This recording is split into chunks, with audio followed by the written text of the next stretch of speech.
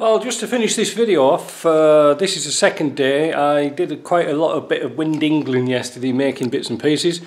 I modified the radiator brackets. They'll be on later because I've just painted them. I extended them by 10mm.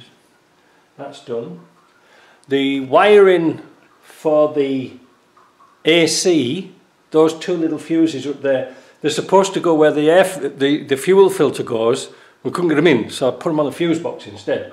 I'm going to do a systems check before we put all the heat shrinks on and things like this. Same goes for the Revotech fan. It's got a plug on there. I want to make that sure it's working. I had a pig of a time yesterday with the radiator hoses on and off and on and off. But I want to show you a little trick, because sometimes if it's an old brass radiator, you can bugger it up by prying it off with a screwdriver, the hose, because the bottom hose on there is a bitch to get to, and I put a ding in it. I didn't like that. But there's no way you can get the hose off, it's so damn tight. You can buy an expander for pipes. Now, I saw a very old-fashioned one. It was like a pair of pliers, and you put it in the pipe and just turned it round, but I think they were made in the 1920s or something like that. You can get pipe expanders for exhaust pipes and things like that, which will go in, but mine started just that little bit too big, so we'll go back to the old school piece of bar. This is 1.5 inches, fits in the hose, you know, like the brass hose. But if you noticed here, I've just roughly rounded off the ends. That means you can put that in and turn it, keep turning it like that with a pair of, you know, adjustables, and you can make it round again. And then if you make a Horlicks of that, you can just tap it, because it's only thin, tap it back in. With a bit of patience, you can get it nice and round again. Things that teaching me. I should have filmed it, but I didn't have time. What else have I got to do? The horns are now on here. They're done. I just moved a few relays up and down. They're easy access, and the sound, well, horny. That's nice, isn't it? Twin tone horns. The pipes have been all tied up for the AC. I've tidied up some wiring. Oh yeah, talking about wiring, I couldn't get the glow plugs on because the wire wasn't on the back stud of the starter. Of the starter. That's it. I'm getting confused now. There are so many wires. If you've been working on one of these TDs, turbo diesels, or 200 TDIs on the back of the starter, they seem to put all the wires on one stud, which in this case is pretty inaccessible. Let me get my torch. So what had happened was, you see there's a white with a red tracer. Well, over there it started off as a brown, and it came back here as a white with a red, and the stud is right under the manifold, the intake, and it is not a very nice job to get into. Lord knows how you're supposed to take the starters off these things. I think that's why we put a new one on. So that's done.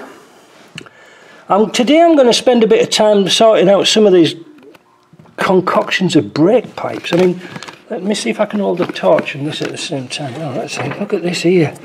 Look at this. Look at this. Look at this. That's not good.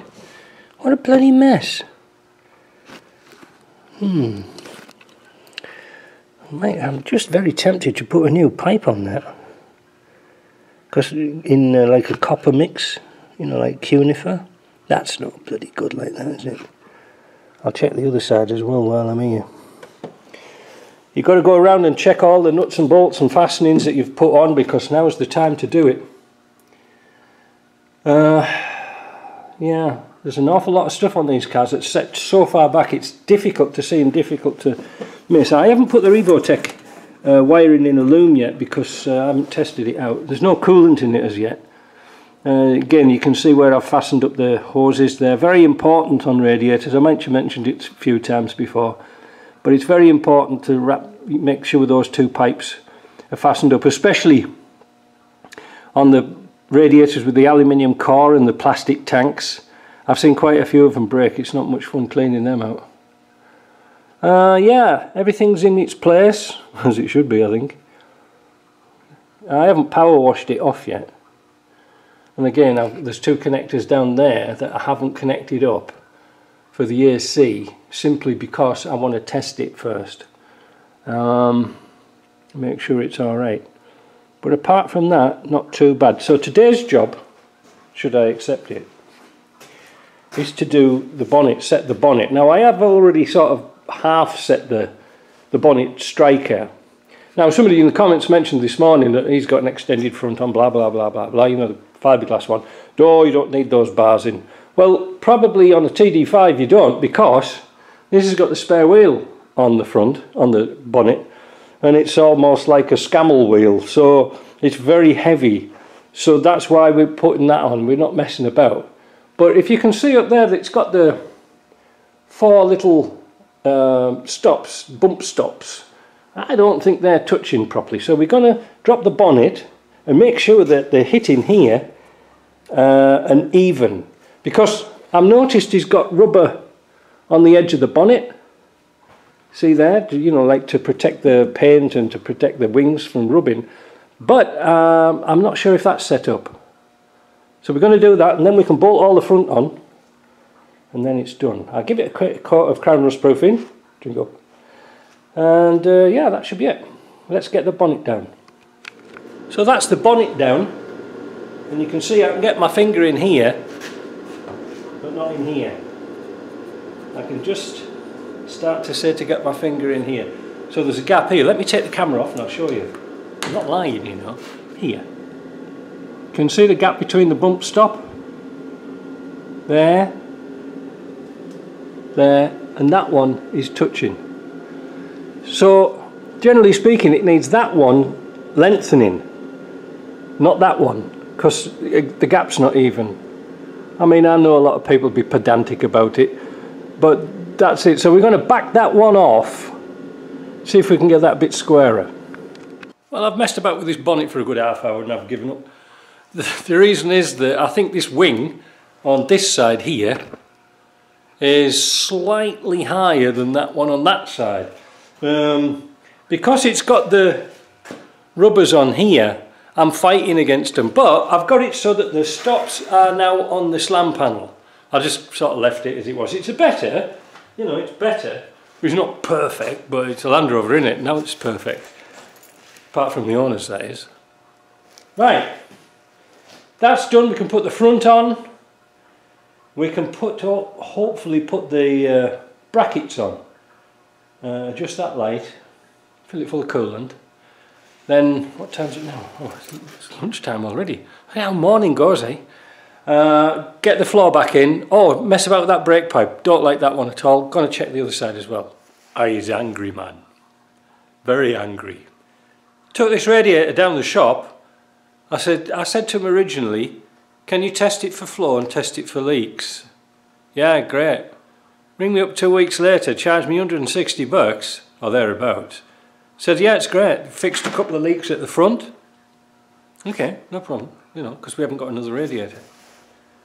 Come to fill up the coolant just now, I noticed there was a little leak on the thermostat housing here. Well, that's no big deal. But I was filling it up from the expansion tank over there, and then I took the little bung off here just to see how I was doing. I got quite a shock. So what I'm going to do is here, what I've got is I've got my camera on a stick here, my Pro. But we have a little bit of a problem with lighting, although it's got a light on it, it's as bright as a Tok-H lamp. So I'm going to try and shine my torch down here, and then what I'll do is I'll put this insert in whilst I'm talking of the actual radiator itself, and you can see some horrendous bits of crap sticking in there. Look at it, it's filthy.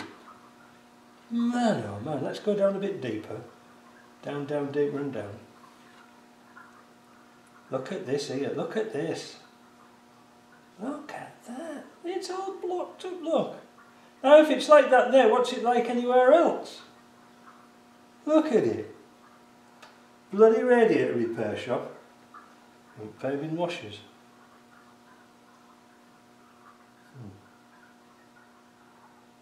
Can I get down a bit further? The problem is I'm running out of light. Can't get the light right down to the bottom. It's all rusty. It's full of rust. Yeah, some good pictures. But like I say, it's very difficult to see, but going down to the bottom you can see all the cracks come through the tubes. So that's it. I'm not going to put that all rebuilt engine with a knackered radiator like that. They're thieves. And of course they repaired it without me saying that. They said, oh yeah, we'll give it a floor test and clean it out. Well, they never bothered, did they? I thought, I was under the assumption that they washed it out with an acid or something like that. They hadn't touched it, have they? So, what we're going to do now. I've got other jobs to do.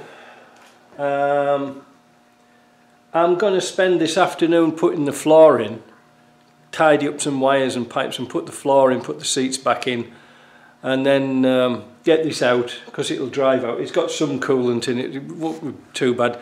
And of course, Land Rover in their infinite wisdom didn't put a bloody drain bunk on the radiator itself.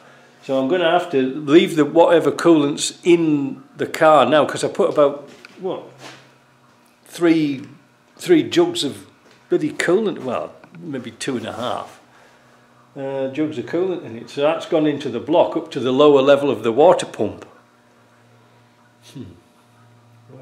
What a mess, eh? Oh well. 2 steps forward, 1 step back. See ya.